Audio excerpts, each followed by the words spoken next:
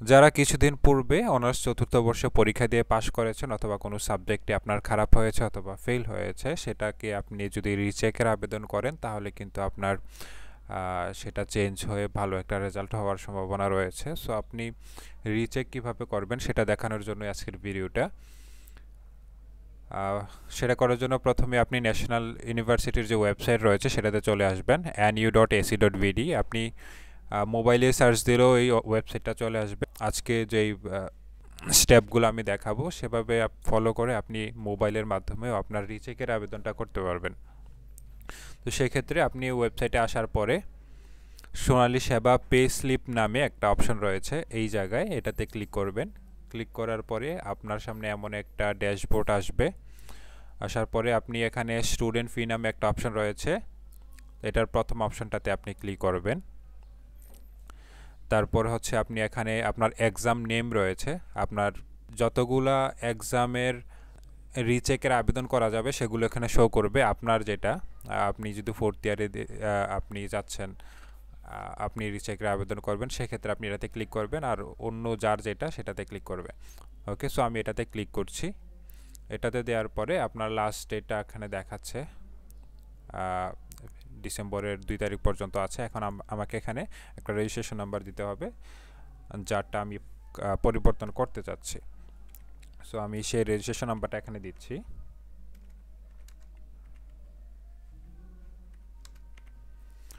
দেওয়ার পরে আমি এখানে সার্চ দিলে তার নামটা এখানে চলে এসেছে, অটোমেটিক এটা নিয়ে নিবে সার্চ দেওয়ার পরে। তারপর হচ্ছে তার কন্ট্যাক্ট নাম্বারটা এখানে আমাকে দিতে হবে। সো আমি কন্ট্যাক্ট নাম্বারটাও এখানে দিয়ে দিচ্ছি।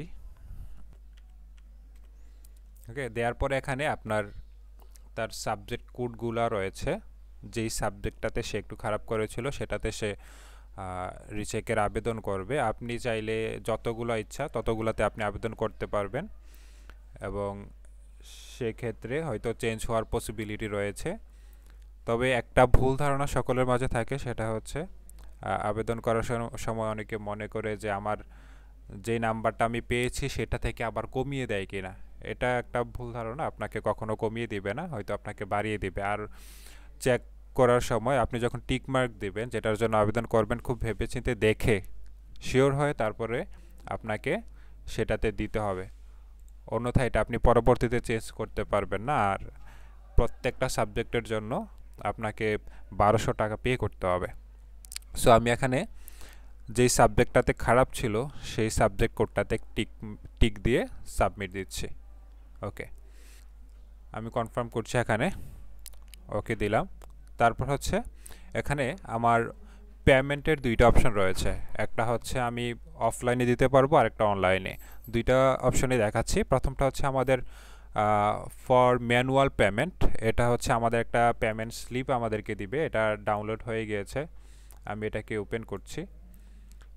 এখানে যে স্লিপটা রয়েছে, আপনি এই স্লিপটা নিয়ে জাতীয় বিশ্ববিদ্যালয়ের সরি আপনি এই স্লিপটাকে নিয়ে আপনার নিকটস্থ যে কোনো সোনালী ব্যাংকে গিয়ে যদি আপনি জমা দেন তাহলে আপনি 1200 টাকা জমা দিতে পারবেন। এখানে কিছু খরচও রয়েছে, 1206 টাকা আপনাকে জমা দিতে হবে আপনি যদি অফলাইনে জমা দেন।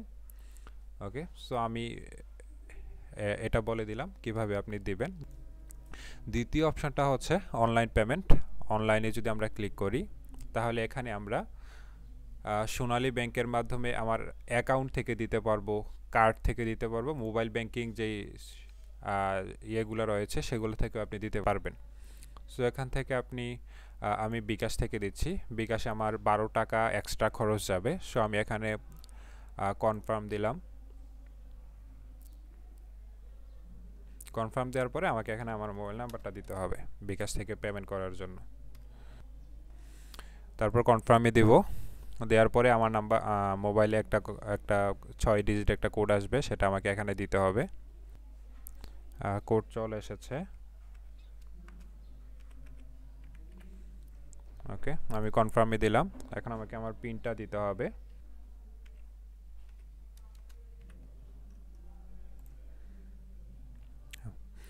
Verification successful. আমার আমার পেমেন্টটা সাকসেসফুল হয়ে গিয়েছে, আমাকে এখানে দেখাচ্ছে। এখন আমরা যদি একটু চেক করি যে আসলে আমাদের আবেদনটা সম্পূর্ণ হয়েছে কিনা, সেটা দেখার জন্য আমাদেরকে যা করতে হবে, প্রথমত আবার জাতীয় বিশ্ববিদ্যালয়ের যে ওয়েবসাইটটা রয়েছে nu.ac.bd, এখানে চলে আসতে হবে। তারপর হচ্ছে এখানে আমাকে সোনালী সেবা পে স্লিপ, এখানে আবার আসতে হবে। তারপর স্টুডেন্ট ফি, প্রথমটাতে আবার ক্লিক করতে হবে। তারপর হচ্ছে এখানে চেক পেমেন্ট নামের একটা অপশন রয়েছে, এখানে যদি ক্লিক করি, তারপর হচ্ছে আমি এখানে দিতে পারবো, এখানে দেখতে পারবো। এখানে যদি আবার রেজিস্ট্রেশন নাম্বারটা আবার দেই,